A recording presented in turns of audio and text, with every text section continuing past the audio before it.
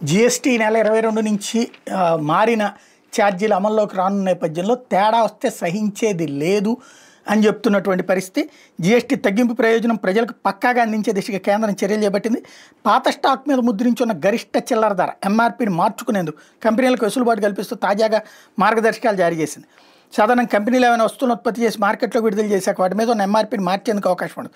కానీ నెల 22 తర్వాత జీఎస్టీ స్లాబులు మార్పు పన్ను తగ్గింపు అమల్లోకి వస్తుండటంతో ఆ రోజు నాటికి ఇంకా నిల్వ ఉన్న పాత స్టాక్ మీద కొత్త ధరలతో స్టిక్కర్లు వేయడానికి ప్రభుత్వం అనుమతించింది. కేవలం పన్నుల్లో మార్పుల మేరకు మాత్రమే ధరల సవరణ ఉండాలని, ఇతర మార్పులు ఏమి ఉండొద్దని పేర్కొంది. అంతేగాక ఉత్పత్తులపై పాత ఎంఆర్పీ కూడా కనిపించేలా ఉండాలని స్పష్టం చేసింది. ఏడాది డిసెంబర్ 31వ తేదీ వరకు లేదా పాత స్టాక్ అయిపోయే వరకు మాత్రమే ఇలా ధరల మార్పు స్టిక్కర్లకు వేసే వెసులుబాటు ఉంటుందని ప్రభుత్వం పేర్కొంది.